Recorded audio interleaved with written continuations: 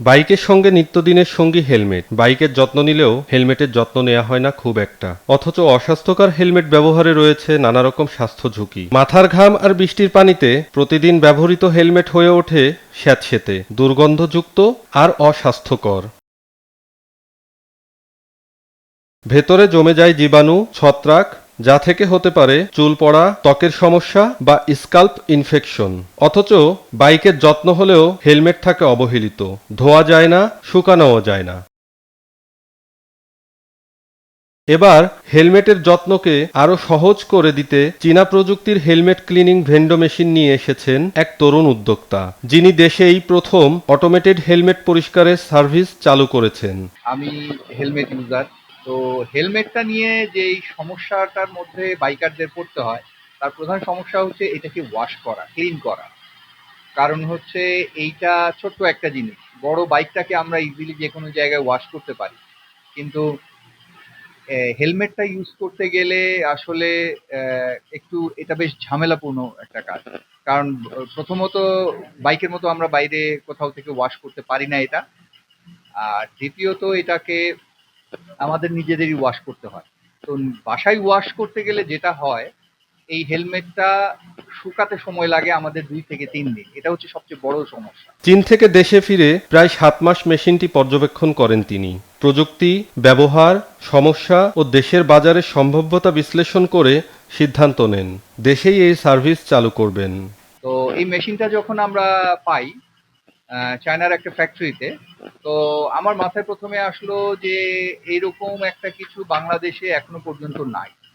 তো মূলত আমি একজন প্রফেশনাল ইন্টেরিয়র ডিজাইনার। তো ইন্টেরিয়র কাজের সুবাদেই আমাদের যেতে হয় মাঝে মাঝে দেশের বাইরে। তো সেই সুবাদেই অন্য একটা মেশিনের খোঁজে আসলে যাওয়া এক কাস্টমারের রিকোয়ারমেন্টে।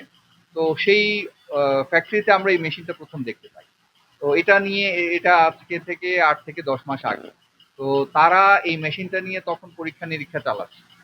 তো আমার মাথায় প্রথম আসলো যে এইটাকে যদি আমি বাংলাদেশে এরকম একটা মেশিন আমি নিয়ে যেতে পারি, সেক্ষেত্রে বাইকারদের জন্য তো নিজের ব্যবসার কথার তো অবশ্যই, বাইকার ভাইদের জন্য একটা বড় একটা আহ, বড় একটা উপকার হয় আমার কাছে মনে হতো যে উপকৃত হবে। মূলত এই হেলমেট ক্লিনিং মেশিনটি 4 ধাপে কাজ করে। প্রতিটি ধাপ শেষ হলে পুরোপুরি পরিষ্কার এবং জীবাণুমুক্ত হবে হেলমেট। মেশিনে ওয়াটারটা ইউজ নাই, তারা ড্রাই করে অলরেডি দিচ্ছে, মানে ক্লিন করে ড্রাই করে একদম ব্যাকটেরিয়া যতটুকু ড্যামেজ করা যায় ততটুকু করে তারপরে দিচ্ছে। ইভেন আপনি ডিরেক্ট পড়ে যেতে পারবেন, এইভাবেই একদম ড্রাই করে দিচ্ছে। গন্ধযুক্ত ছিল। তো এখন আমি এটা ক্লিন করার পরে দেখতেছি যে একটা অন্য লেভেলের একটা স্মেল আসতেছে, ফ্লাওয়ার টাইপের স্মেল আসতেছে, যেটা অ্যাকচুয়ালি মানে আমি এখনো কল্পনা করতে পারি নাই যে না, এরকম একটা ক্লিনিং প্রসেস করে তারপরে তারা এইভাবে একটা ক্লিন করবে। প্রতিষ্ঠানটি অবস্থিত মিরপুর ৬০ ফিট রোডের আমতলা দক্ষিণ পীরের বাগে। উদ্যোক্তা ইঞ্জিনিয়ার আবদুল্লাহ আল মিরাজ একজন পেশাদার ইন্টেরিয়র ডিজাইনার, যিনি নিজের বাইক চালনার অভিজ্ঞতা থেকেই এই প্রয়োজনটা বুঝেছেন। মাত্র 15 মিনিটের মধ্যে এক একটা হেলমেট আমরা সার্ভ করতে পারছি। এটা হচ্ছে এই মেশিনটা থেকে সবচাইতে বড় পাওয়ার বিষয়। আমরা এই গত 1.5-2 মাসে যে পরিমাণ আমাদের বাইকার ভাইদের কাছ থেকে পেয়েছি, তো এতে আমরা আসলে বেশ অবাকই বলা যায় যে এত দ্রুত এত ভালো রেসপন্সটা আসলে আমরাও আশা করতে পারি না। তো যার কারণে এখন আমরা যেটা চিন্তা করছি, প্রথমে আমাদের প্ল্যান ছিল যে আমরা একটু আস্তে ধীরে এগুবো। তো এই মুহূর্তে আমাদের বাইকার ভাইদের অনেক এলাকা থেকে আমরা এরকম রেসপন্স পাচ্ছি যে অন্যান্য এলাকায় এটাকে বাড়ানো যায় কিনা। তো আমরাও চেষ্টা করছি খুব দ্রুত বিশেষ করে প্রথমে ঢাকা সিটিটাকে কভার করা।